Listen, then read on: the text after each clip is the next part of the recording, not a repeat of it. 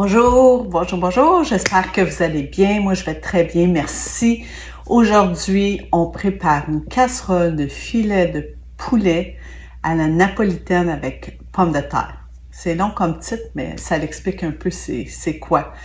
Fait que j'espère que vous allez aimer ça autant que moi j'aime ce plat-là. Alors, êtes-vous prêts? Let's go! Donc, on va commencer avec le poulet.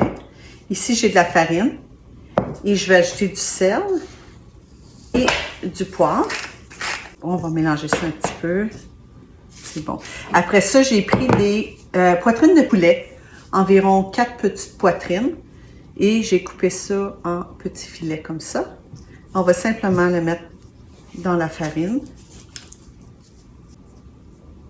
J'ai pris un papier parchemin pour le mettre directement dessus. Comme ça, je peux le jeter tout simplement aux poubelles par la suite. Donc, vous voyez, c'est très facile. J'ai pas calculé la farine parce qu'on en met un peu, mettons 3/4 de tasse, 180 ml. Puis, au besoin, on peut en ajouter. Maintenant, on s'en va à la prochaine étape qui est de cuire ces morceaux de poulet. Donc ici, on fait chauffer un peu d'huile.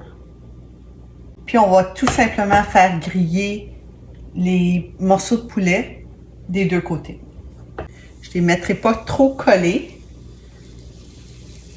Fait que probablement qu'on va faire ça en 2 ou 3 batchs. Je vais les faire cuire à feu moyen jusqu'à ce qu'ils soient bien dorés en dessous. C'est prêt maintenant à retourner de côté.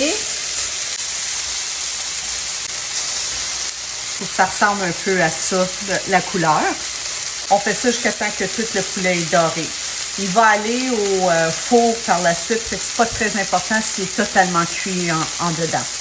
Maintenant que mon poulet est bien grillé, on va faire la casserole. Donc, on a besoin environ 6 petites patates, petites moyennes, là, en petits morceaux, coupés comme ça. Un oignon, coupé en dés. 3 gousses d'ail émincées.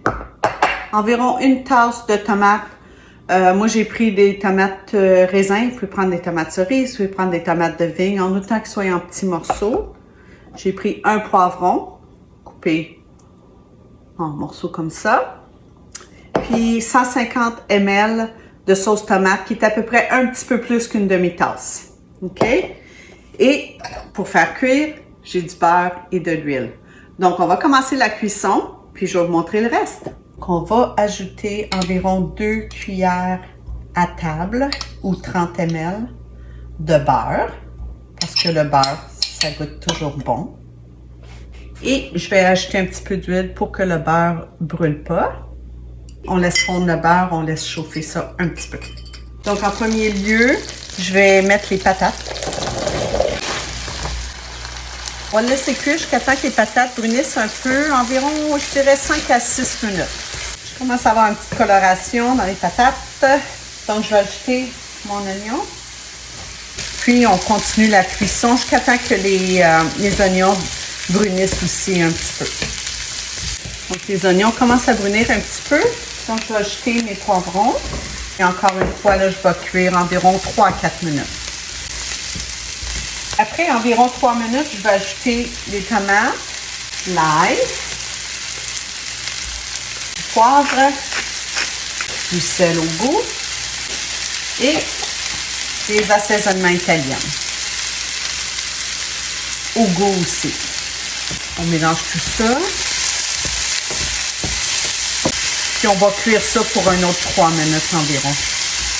Ici, j'ai ajouté 150 ml de sauce tomate, puis 100 ml d'eau.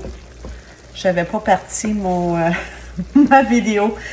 Donc, on laisse ça cuire pendant environ 2 à 3 minutes. Et voilà, c'est terminé. Donc, je vais le transférer dans un plat allant au four.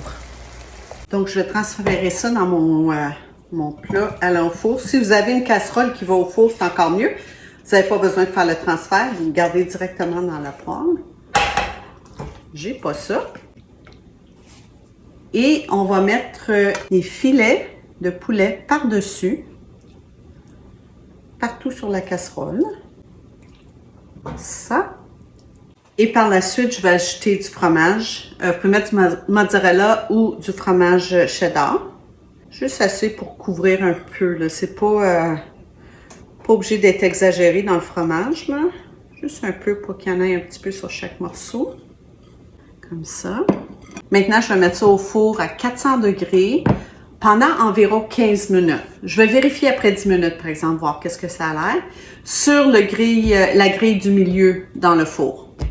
Je reviens. Après 10 minutes, c'était bien cuit. C'est prêt. Juste 10 minutes dans le four. Ça, c'est un souper réconfortant. C'est le temps de la dégustation.